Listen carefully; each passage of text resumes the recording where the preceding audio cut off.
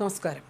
എമ്പുരാൻ വിവാദത്തിൽ മോഹൻലാൽ മാപ്പ് പറഞ്ഞതിനെ വിമർശിച്ച യൂത്ത് കോൺഗ്രസ് നേതാവ് അബിൻ വർക്കി. മോഹൻലാൽ സിനിമയിൽ തന്നെ കോൺഗ്രസ് നേതാക്കളെ പരിഹസിച്ചപ്പോഴും ഖേദം പ്രകടിപ്പിക്കാത്തതും ഇപ്പോൾ വിവാദത്തിൽ ഖേദം പ്രകടിപ്പിച്ച് രംഗത്തെത്തിയിരിക്കുന്നതും ചൂണ്ടിക്കാട്ടിയാണ് അബിൻ വർക്കിയുടെ വിമർശനം. സംഘപരിവാറുകാരന്റെ തിട്ടൂരത്തിന് മുന്നിൽ സ്വയം പണയം വെച്ച സേവകനായി മോഹൻലാൽ മാറിയെന്നും അദ്ദേഹം വിമർശിക്കുന്നു. ഫേസ്ബുക്ക് കുറിപ്പിലൂടെയാണ് അബിൻ്റെ വിമർശനം. കുറിപ്പ് ഇങ്ങനെയാണ്: ലാലേട്ട, എടോ മാമച്ചായ എന്ന് വിളിച്ച് നിങ്ങൾ പറയുന്ന പ്രജ സിനിമയിലെ പഞ്ച് ഡയലോഗുകൾ ഇന്ത്യയിലെ തന്നെ ഏറ്റവും പ്രമുഖ ദിനപത്രത്തിൻ്റെ മേധാവികൾക്കെതിരെ ആയിരുന്നു എന്നുള്ളത് നാട്ടുകാർക്ക് മുഴുവൻ മനസ്സിലായപ്പോഴും നിങ്ങൾ ഖേദം പ്രകടിപ്പിച്ച് ഞങ്ങളാരും കണ്ടിട്ടില്ല. കേരളത്തിലെ തന്നെ രണ്ട് പ്രമുഖരായ കമ്മ്യൂണിസ്റ്റ് വ്യക്തിത്വങ്ങളുടെ കഥ പറയുന്ന സിനിമയിൽ നിങ്ങൾ കിടിലൻ ഡയലോഗുകൾ അടിച്ചപ്പോഴും അത് അവരുടെ കുടുംബത്തിന് വേദനിക്കുന്നത് കൊണ്ട് നിങ്ങളാരും ഖേദം പ്രകടിപ്പിച്ച് ഞങ്ങളാരും കണ്ടില്ല. കെ കരുണാകരനെയും പത്മജ വേണുഗോപാലിനെയും കെ എം മാണിയെയും ഒക്കെ ആക്ഷേപഹാസ്യങ്ങളിലൂടെ തഗ് ഡയലോഗുകളിലൂടെ നിങ്ങൾ ആടിത്തിമിർത്തപ്പോൾ നിങ്ങളോട് മാപ്പ് പറയണമെന്ന് ഇവിടെ ആരും ആവശ്യപ്പെട്ടിട്ടുമില്ല.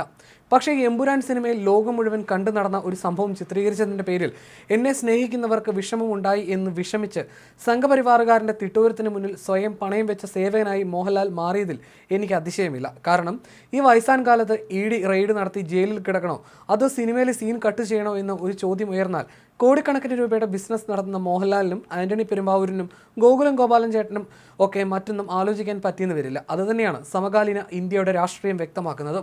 ഇനി അതല്ല, മോഹൻലാലിനും അണിയറ പ്രവർത്തകർക്കും യഥാർത്ഥത്തിൽ തോന്നിയ വിഷമമാണെങ്കിൽ സംഘപരിവാറുകാരൻ്റെ സെലക്റ്റീവ് വിഷമങ്ങൾ മാത്രമല്ല നിങ്ങൾ കാണേണ്ടത്. ഈ രാജ്യത്ത് പ്രവർത്തിക്കുന്ന ഏറ്റവും പാരമ്പര്യമുള്ള രാഷ്ട്രീയ പ്രസ്ഥാനത്തെയാണ് നിങ്ങൾ എമ്പുരാൻ സിനിമയുടെ പ്രധാന പ്ലോട്ടായി അവതരിപ്പിച്ചിരിക്കുന്നത്. കോൺഗ്രസിൻ്റെ കൊടിയും ശൈലിയും മുദ്രാവാക്യവും പാർട്ടി ഓഫീസും വേഷവിധാനങ്ങളും തൊട്ട് ആ കഥ നിങ്ങൾ നയിക്കുന്നത് തന്നെ കോൺഗ്രസ് രാഷ്ട്രീയത്തിലൂടെയാണ്. കമ്മ്യൂണിസ്റ്റുകാർക്കെതിരായ ആക്ഷേപവും ഉണ്ട്. അങ്ങനെയെങ്കിൽ അതും നിങ്ങൾ കട്ട് ചെയ്ത് നീക്കി മാതൃക കാണിക്കണ്ടേ? കട്ട് ചെയ്ത് നീക്കണമെന്ന് ഞാൻ ആവശ്യപ്പെടുകയില്ല. കാരണം ഈ രാജ്യത്തെ യോജിപ്പും വിയോജിപ്പും ഒക്കെ ഒരു സിനിമയിൽ കഥയായി വേണമെന്ന് വിശ്വസിക്കുന്ന പൊതുപ്രവർത്തകനാണ് ഞാൻ. പ്രതിഷേധങ്ങളുടെ ശബ്ദം പോലും കലാസൃഷ്ടിയായി മാറിയ ലോകമാണ് നമ്മുടേത്. പക്ഷേ ഒരു മര്യാദയൊക്കെ വേണ്ടേ ലാലേട്ട എന്ന് ഒരു മോഹൻലാൽ ആരാധകൻ എന്നുമാണ് അബിൻ്റെ കുറിപ്പ്.